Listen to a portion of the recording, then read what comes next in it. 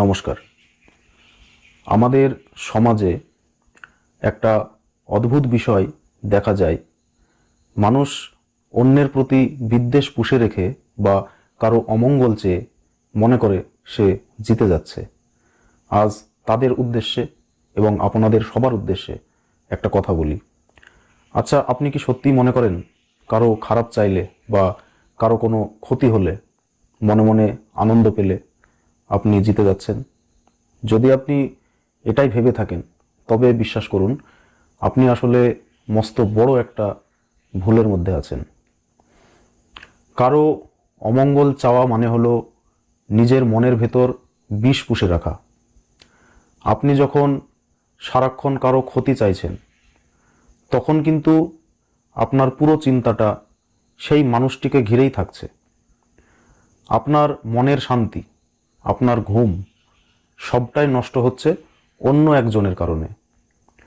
আপনি নিজের অজান্তেই তার কাছে হেরে বসে আছেন, কারণ আপনার ভেতরের সেই রাগ আর নেতিবাচক চিন্তা আপনাকে শান্তিতে থাকতে দিচ্ছে না।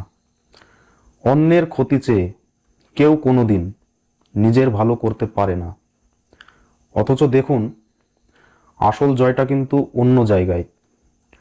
যখন কেউ আপনার খারাপ চাইছে কিন্তু আপনি তার প্রতি কোনো তিক্ততা রাখছেন না, তাকে কোনো অভিশাপ দিচ্ছেন না, ঠিক তখনই আপনি জিতে যাচ্ছেন। আপনি যদি মনে প্রাণে চাইতে পারেন যে আপনার শত্রুও ভালো থাকুক, শান্তিতে থাকুক, তবেই বুঝবেন আপনি একজন শক্তিশালী মানুষ। কারণ আপনার মনের নিয়ন্ত্রণ এখন আপনার নিজের হাতে, অন্য কারোর হাতে নেই। আপনার মনে কোনো বিষ নেই, তাই আপনি শান্তিতে আছেন।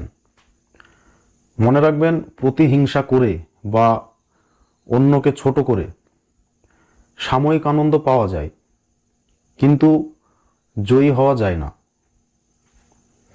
প্রকৃত জয় হলো নিজের মনটাকে পরিষ্কার রাখা আর সবার জন্য মঙ্গল কামনা করা। নিজের ওপর এই নিয়ন্ত্রণ আর স্থিরতা থাকলেই জীবনে সুখী হওয়া যায়। আপনাদের কি মনে হয়, নিজের মনের শান্তি বড় নাকি অন্যের খারাপ চাওয়া বড়? আপনাদের মূল্যবান মতামত কমেন্টে জানাতে পারেন। সবাই ভালো থাকবেন। নমস্কার।